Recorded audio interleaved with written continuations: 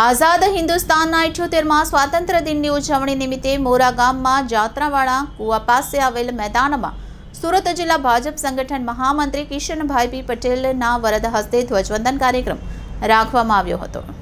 આઝાદ હિન્દુસ્તાનના 78મા સ્વાતંત્ર્ય દિનની ઉજવણી નિમિત્તે મોરા ગામમાં જાત્રાવાળા કુવા પાસે આવેલ મેદાનમાં સુરત જિલ્લા ભાજપ સંગઠન મહામંત્રી શ્રી કિશનભાઈ પી પટેલના વરદ હસ્તે ધ્વજવંદન કાર્યક્રમ રાખવામાં આવ્યો હતો।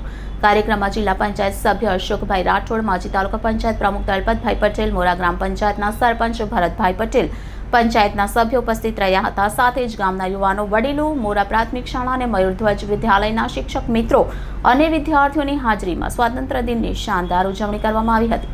રાષ્ટ્રધ્વજ તિરંગાને સલામી આપ્યા બાદ મુખ્ય મહેમાન શ્રી પોતાના ઉદ્બોધનમાં સૌને આપણા વડાપ્રધાન નરેન્દ્ર મોદીજીનું વિકસિત ભારતનું સપનું સાકાર કરવા માટે મંદી પડવા માટે હાકલ કરી હતી। શાળાના વિદ્યાર્થીઓએ સાંસ્કૃતિક કાર્યક્રમ રજૂ કર્યો હતો અને નોટિફાઈડ એરિયા ગ્રાન્ટમાંથી મોરા ગ્રામ પંચાયતને મંત્રી મુકેશભાઈ પટેલ, ધારાસભ્ય સંદીપભાઈ દેસાઈના વરદ હસ્તે અર્પણ થયેલ રોડ સ્વીપર મશીન પણ ડિસ્પ્લે કરવામાં આવ્યું હતું।